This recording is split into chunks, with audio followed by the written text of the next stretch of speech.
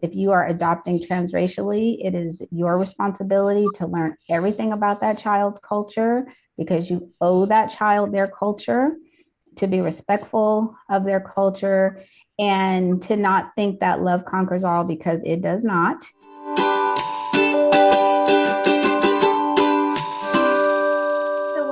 Everyone, to another episode of Parenting Understood. Today we are thrilled to be joined by Nefertiti Austin, who is going to talk a little bit about herself as well as her book and upcoming book, hopefully, and talk about motherhood in general. So thank you so much for joining us. Thanks for having me. I don't know if you have to redo that because of the siren. Sorry. You might as well be in New York. Like all of a sudden, everyone's outside making as much noise as possible. But thanks for having me. I'm always excited to talk to you. Well, we're super excited to have you here. And, it's nice. I think you came and spoke with my class almost a year and a half ago now. Oh, yeah. Yeah, because it was 2022. Yes. Yeah. And I have to say, like, it's so funny. You get the reviews back on your course and like, it said very little about like myself or Rebecca, who co-taught it with me. The students loved you. Oh, that's fabulous. Yeah. Oh, that's really nice. I mean, I get it, but I'm happy that they like me. Well, I am too, and expect an invite again. Sure, of course. Oh, great. Well, I think something that all of us are sort of interested in is our different, paths to parenthood. And before we sort of delve into some of your writing, I think it would be great if you could just talk a little bit about yourself and sort of, your paths to parenthood. Okay, so I am an adoptive parent and I am a single mom by choice. And I always wanted to have children. I mean, I definitely remember that at a young age, and definitely, had all these grand plans to go the traditional route, get married and have children. And I've always kind of walked to the beat of my own drum in the midst of a very conservative upbringing. And as my friends started getting married, like mid-20s or what have you, I knew I wasn't ready. I was like, no, I'm not ready for all that. So, and I was still sort of finding myself just professionally, and I hit my mid-30s, and I don't know if it was in the water. I don't know what happened, but all of a sudden I began noticing babies and baby stuff. And it wasn't from a lack of being around children, but suddenly it was like, oh, wow, that's a pretty cool stroller. Oh, do we do glass or we do plastic? And no reason for me to be concerned with those things, but I had what I like to call a Mommy Jones. And it was just a feeling I couldn't shake. And I knew I was really ready to be a mother. And I wanted motherhood more than I wanted a husband at the time. And I had a girlfriend who was like, she really wanted to be pregnant. She got married and the whole bit. And I was kind of like, okay, if I am pregnant, fine. But I didn't have a burning desire to do it that way. I knew that there were thousands of children in foster care and I could adopt. I was raised by my grandparents, so I knew that your parents didn't have to be the people who gave birth to you. And I think having that background and a best friend who's adopted, for me, choosing adoption, it made perfect sense to me. And I live in Los Angeles, and we have maybe the second highest number of kids in foster care, something like that. And I thought, well, it's a no-brainer. I can just help a child in my backyard. And so that was my journey to motherhood. That's wonderful. And it's something, you and I share as being adoptive moms. I'm just curious to hear a little bit more about your experience with the foster care system. That is us. Our daughter came to us not through the foster care system, but through a private adoption. So I'm just curious, and I think a lot of our listeners too would be curious as to what that process looked like, and then also just your experience with the foster care system in general. Sure. So as I mentioned, I live in Los Angeles. I live in California. So the rules have changed here slightly in the last few years. But when I was going through the process in 2006, I had to attend an orientation and I had to agree to complete 33 hours of parenting classes.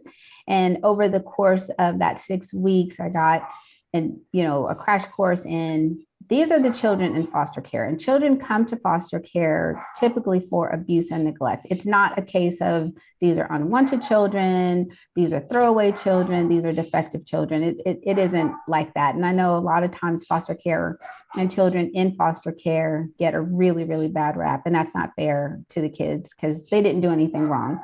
And once I completed the classes, I was then considered a resource parent. So they've been sort of really working on language just to, again, kind of soften the stigma around, foster mom or foster kid, that sort of thing. And truly, our role is to provide resources for the kids, obviously giving them a home and stability, love, of course, education. Many of the children have needs, whether it's intellectual or educational needs, or maybe they have some health issues. And so we are to be a resource to the children just to really kind of get them on their way for their next step, whether they remain in that person's home and they're ultimately adopted, or if they go to another home, or if they're able to be reunited with their family. And so in addition to learning like who the children are in foster care, I thought the classes really did a great job in telling us about the parents. So often children who are in foster care have parents who were also in the system. And so you've kind of got a generational thing at times with families. And drug abuse is definitely an issue, but being unhoused, because if you don't have a place to lie your head, like how are you going to take care of children? So there are many barriers to employment that women in particular face, and especially, I mean, think about the pandemic, which is still, kind of hovering around in the background, this whole economic downturn primarily affecting women. So barriers to employment, barriers to housing, maybe someone has, they had a really bad relationship, and in order for the mother or the father to get the children back, they might have to go into a program until their children go into foster care. So there's a whole bunch of reasons, why the kids get there, why it takes a long time for kids to be reunited if they are able to be reunited. And so for those of us sort of on the receiving end, on the resource parent side, our goal is to provide resources and to understand that the whole goal is reunification. And if that isn't possible, then we get to decide whether or not we want a permanent relationship with the children. And so in my case, I was interested in permanency. I was interested in adoption, and I was able to do so. And it doesn't happen right away. So it takes time. It's a whole process. Like once you complete your classes and you get certified and you pass your background checks, and you have to get letters of rec from, friends or employers, once all of those things are settled, you get to say, I'd like a little boy or a little girl, or I'm open, or I'll take a sibling set. And then you wait. You wait for the social worker to call you to say, hey, based upon what you said, this is what we have. Would you be willing to take these children into your home? And that process can be weeks, it can be months before children are placed, it might be years, just depending on what you're open to.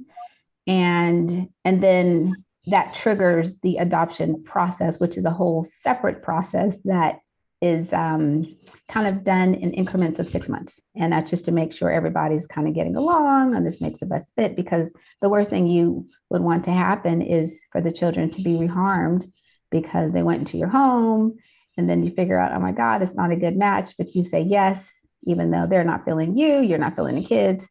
And it didn't help. Like it's the opposite of what you set out to do. Wow. I mean, I'm just thinking, like, as you're talking, what kind of resources do you have to go through the emotional ups and downs of that process, right? Because here you have this child you love and it seems certain but not certain, right? Like, yes. Well, the Los Angeles County and most of the counties offer programs for foster parents, for resource parents, and their support groups, and you can definitely talk with them. But even with that, I mean, it's nerve-wracking, because if you you know, intellectually, like I may not to get to keep this child. And you have to be very selfless and very self-aware that if they call and say, well, we've got a chance to reunite this child with their home, everything is in the best interest of the children. And you have to really be able to let that go.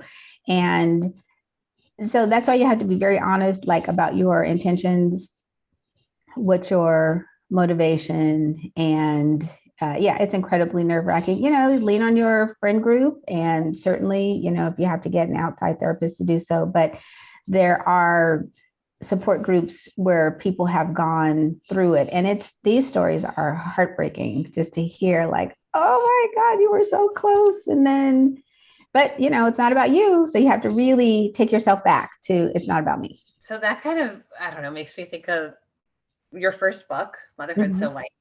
How sort of your experiences, how did that sort of drive you to say, okay, you know, I want to write about this and I want to put it out there for people to be able to read about this? I started writing really because I didn't see myself on the page. And I get started with the classes, and that's going along fine. And now I'm looking for books and information like, what will that experience be like? So you just ask, like, wow, what must that be like? You know, you don't get to keep the kid, and you know that there are groups that you can talk to, and certainly I'm sure people have written about those experiences. So I wanted to know, what was it going to feel like as a single Black woman adopting a child on her own? And the parenting piece of it, of course, is universal. So I saw those stories, I read those stories, but I was really wanting to know, was there any advice that I could use when I go to my very conservative grandparents and say, oh, by the way, on top of everything else, I refuse to finish law school. I won't get a PhD. I'm not married. I have 2 dogs. I'm traveling all the time. I work part time. Oh, I'm going to add a baby to the mix. Like, that's not going to fly. And so, and I understand that, you know, for white women, Asian women, you know, that'd be a similar situation. But for us, it's a different story because we are very communal in the sense that we want to know, who are these kids? Who are these kids' people? You know, what are you doing? That doesn't make any sense. And I just wanted to be prepared for that sort of thing. I wanted to know that when my guy friends are like, you can't raise a Black man in America, knowing full well that most family households are headed by single women, that I would have a comeback for them. I would be able to talk about it. I also felt like this is the height of all these books on, you know, the mommy wars and all these things. And I just did not see myself. I didn't see a narrative about a woman of color making her own choices. And, you know, I knew that if I were white, it would be, oh, she's made a badass decision because she's been a single parent on her own. And I didn't see that for us. So I was frustrated. Of course, I was annoyed. And then I was curious about, like, where are Black women in motherhood narratives? Why is it that our voices are missing? Why is it that there is a racial hierarchy in motherhood of all things? Like, why would we be at the bottom of something so important? And so that was really the impetus for my writing, because my background is fiction. I got a bunch of books I've written and never dreamt that I would write nonfiction. You know, I think it's interesting you say that because, you know, we started this adoption journey in 2010, right? So Mm-hmm. have been on it for a while. And there were a lot of agencies, which we did not end up using, but trainings that you were supposed to go through. And the assumption definitely was that you were a heterosexual white couple. Oh my God. Yeah. And anybody outside of that, they're not checking for you. It's like your story doesn't matter. And which is craziness. It's like, no, there's so many ways to make a family.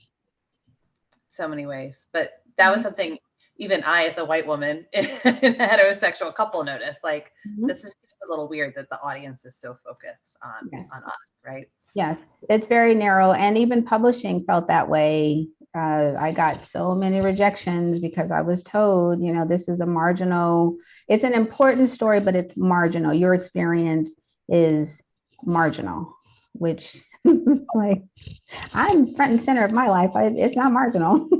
So.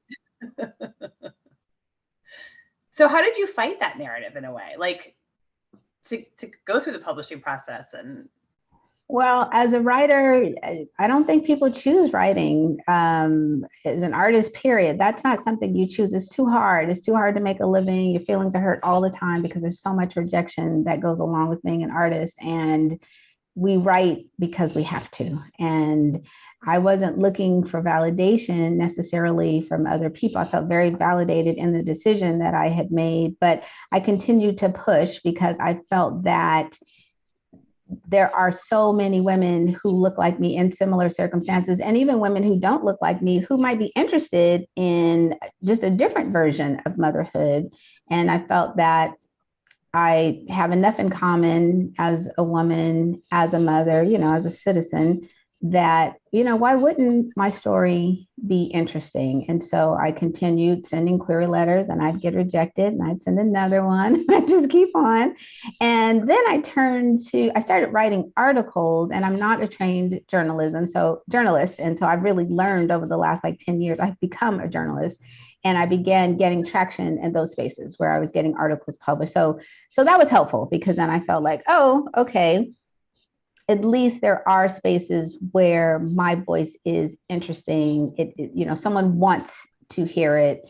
And so that was also very encouraging. So by the time Motherhood So White came out, so that was 2019, I felt there were a couple of other books that have come out. And then since my book has come out, there are like a handful more, but let's say 10 since 2007, maybe 10.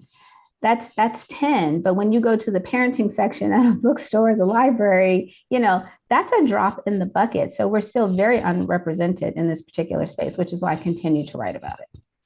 I find your story to be so inspirational, and I'm so grateful that, you had that inner voice kind of leading you there and getting your book out there. And I'm curious to know, like, what has come out of it since you published the book? What's something that you've learned about yourself, whether it be in parenting or something that's happened since the book has been released? Oh, thank you. That's a really good question. Definitely my reach has extended, and I've received a lot of really wonderful notes from all types of women. I think one of the best notes I got was a few months ago from a grandfather. It was a white man. I can't remember where he was. And he said he pulled up to the library and saw my book in the window, but it was like the back part of the library. And he checked it out and he read it. And then when he returned it, he told the librarian, this book should be in the front.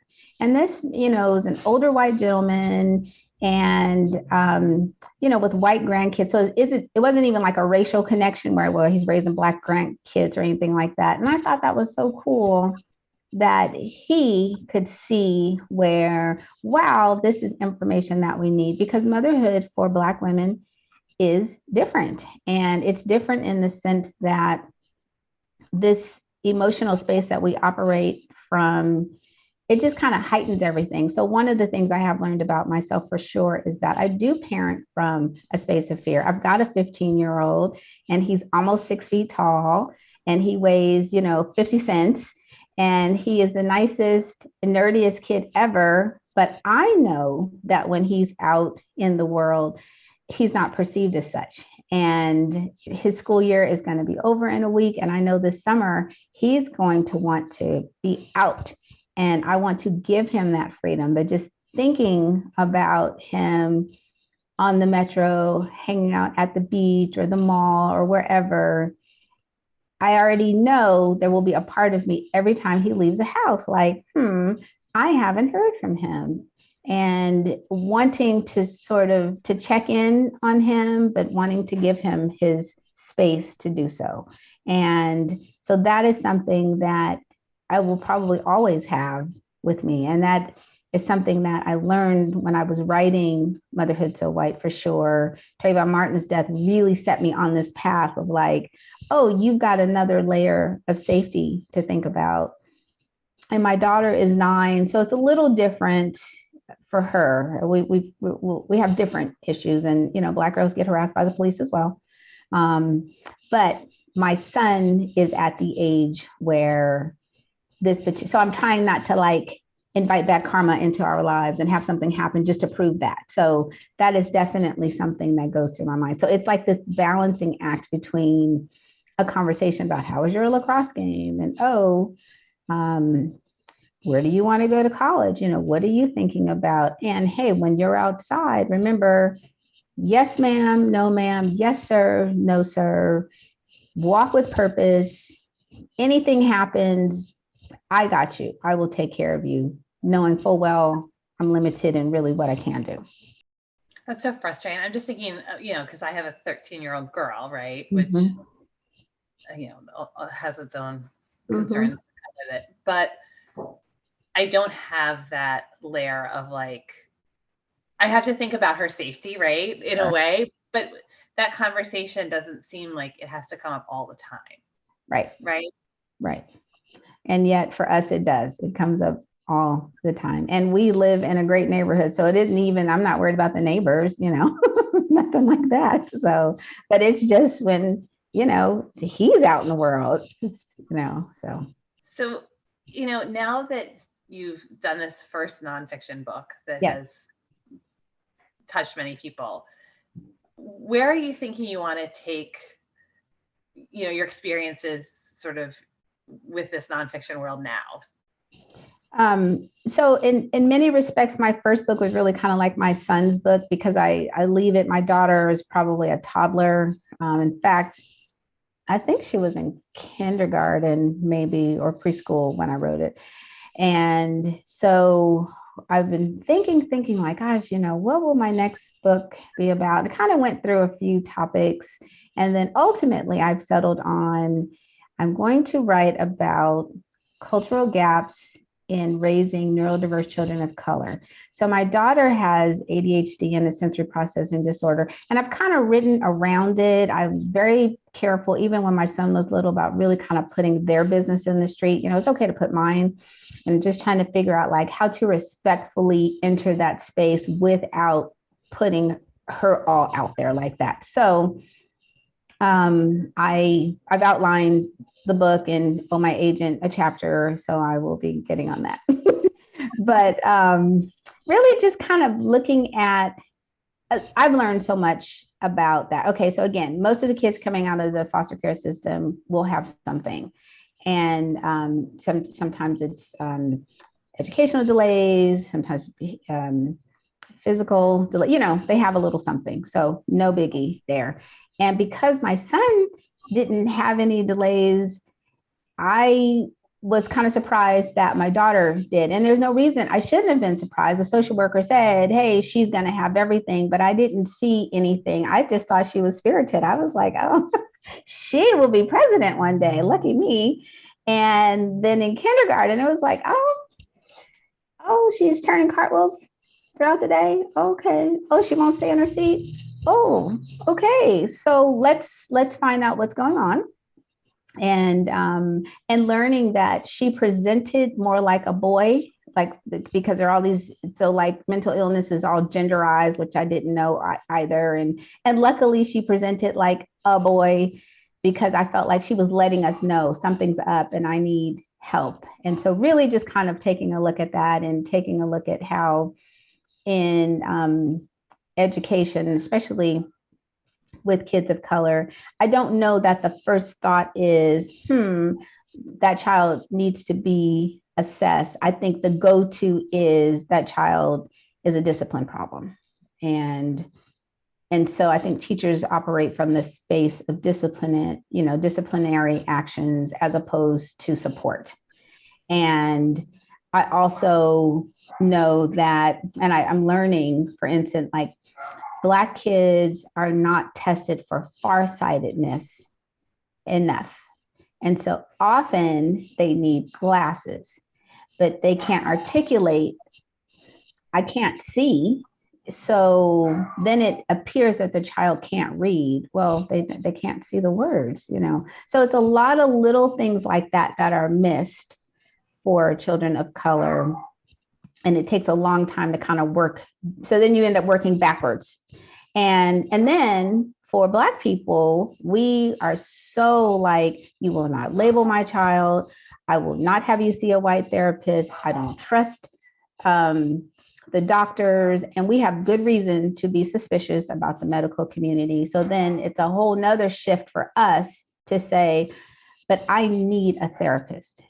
I need support. My child needs support, and my child needs medicine. So it's really like my own community, in addition to just some observations that I've made and people I've spoken with who've said, some of the struggles they've had with getting their child assessed, and then all of the other things that go with it, because that's a job in and of itself, OT plus therapy plus medicine, having to titrate the meds because it works for 6 months and then suddenly it's not working anymore. All of that. Oh my God, that is a job in and of itself. And I had no clue. It's like, oh, okay, this is what we're doing. Okay, this is what we're doing then, because she needs it.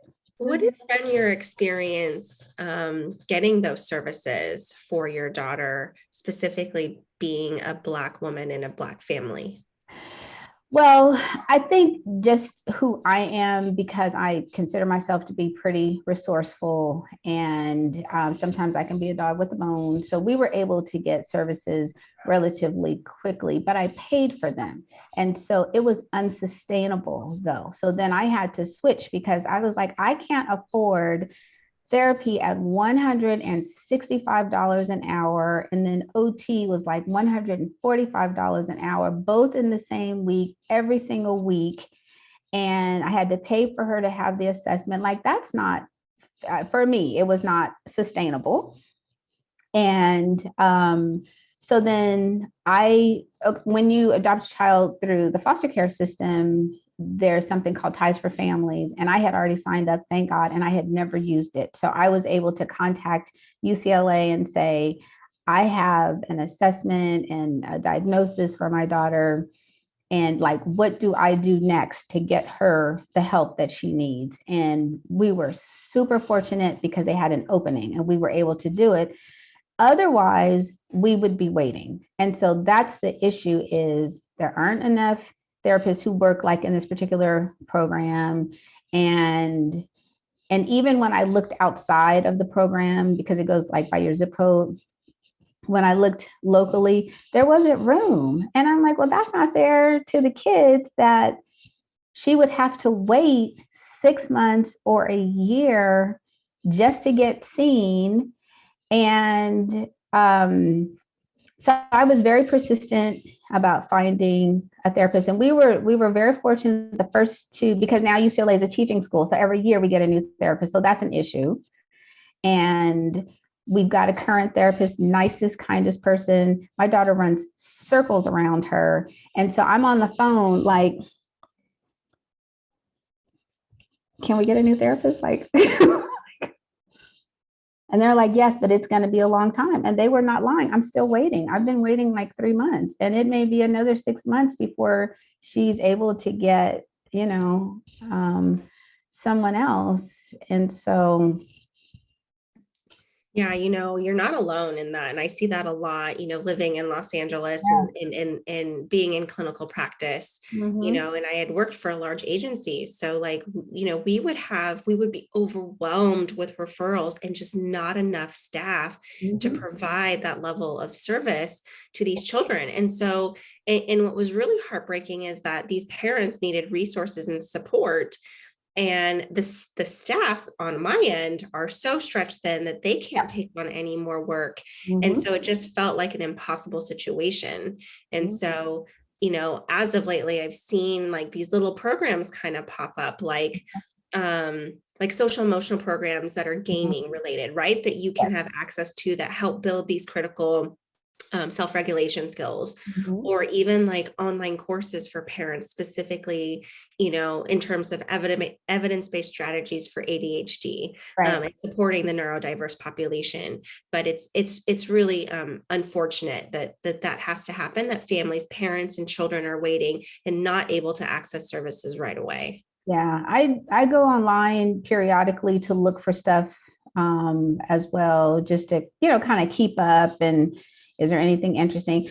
Because, the kids get tired of hearing size of the problem has to match your reaction has to, they get tired of hearing that. So it's like, well, what's another way that we can talk about that will resonate. And the other big thing that kind of went through my mind was like, okay, well, what happens when she's a teen, and what happens when she's a young adult?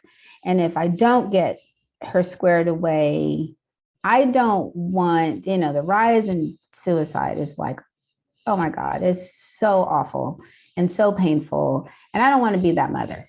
And, and I look back, classmates and stuff, like, oh, that's why they self-medicated, because there was something and they just didn't know, and the parents didn't know, and that sort of thing. And so in trying to look ahead, I'm like, okay, I have to do something and write about it, really write about Black girls who become, grownups, and then in reading articles, and these women have said, wow, I wish my parents had done X, Y, and Z. And I struggled in high school. I struggled in middle school. And and as an adult, gosh, can't keep a job, couldn't figure out like why I was just such a mess all the time, couldn't finish college, those things. And so I kind of took cues from them. And I was like, okay, so let's do something different. Let's not have that. I mean, there's so many things with parenting, right? It's like you want to try to figure out how to sort of prevent and support in the moment. So I'm just curious, because I work with a lot of teachers, right? And pre-service teachers. Your experience with working with teachers around thinking, okay, maybe my child needs a little bit more support than she's getting. Yes. You see this, like, because what I found is that sometimes just this disconnect in a way where teachers might see something, parents might see something, but they're each coming to the table maybe a little anxious about what the other is going to say, or right. So what your experience was, and your advice maybe to teachers who might think, okay, maybe this child could use some more support. How do I reach out to parents around that? Well, so the parents have to do their part, which is call a team meeting, which is what we have like twice a year. And I wrangle everybody, all the teachers, the assistant head of school, the school psychologist, my daughter's therapist, everybody's on the call. And pre-COVID, of course, we could meet in person. And she had a couple of teachers where the teacher would be there and she'd be all in. But then I noticed, shortly after the meeting, it would be like, oh, well, she was doing this today. Oh, well, she was doing that. So it was frustrating for me because I felt like, were you not at the meeting? Like, we've talked about this, and so teachers can't hold all of the children to the same standard, because the reality is the children are in different places, socially, emotionally, from a maturity standpoint, neurologically, and especially coming out of the pandemic. And it is really important that teachers take all of that into consideration. And I understand that the teachers are not psychologists, they're not therapists, they're not psychotherapists. I get that. However, they have to figure out a way to teach, not to the middle, but teach to the kids who are in their midst. And yes, there will be times when some kid is doing something that the other kids cannot do. That is life, and that is how that goes. And so there's none of this, well, if so-and-so gets to eat, and this is my daughter, if she gets to finish eating lunch and all the other kids finish during lunchtime, well, that's not fair to the other kids. Well, food is a trigger for my daughter. So if she's hungry, you do better just to let her finish her lunch, because if not, she's going to be disruptive. And even if she doesn't bother anybody else, her personal experience is going to be terrible. The assignment will not get done. She's going to be emotional. So now she's having the big emotions, and everyone is still impacted because you wouldn't give her 5 minutes just to finish her snack or allow her to chew gum, because gum is a tool.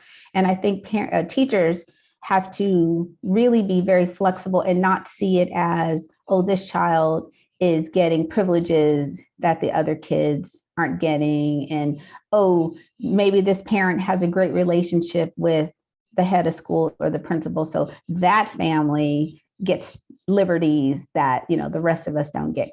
Because that's not necessarily, I know it happens sometimes, but that's not necessarily the case. So I think that, and I think teachers shouldn't be afraid to let parents know what's going on because we're not there. And so we don't know. And if things are happening and like if your child is having like really is struggling like during the day or they're sleepy or something like that, like that's information that we need to take back to the therapist or to take back to the psychiatrist to say, hey, I don't think the meds are working, or can you give me some strategies to give to the teachers so that when this happens, the teacher feels empowered. I think sometimes teachers don't feel empowered, and we want them to feel empowered to help. That's such a good point. And something I hear a lot from the teachers that I work with is they want to give children sometimes like different accommodations, but they don't feel empowered to do that in a way. Yes. And that's something that we have to give them, right? I think with teacher ed programs, but also working with administrators and, saying it's okay if not everybody receives the exact same accommodation in a classroom because different children need different things, right?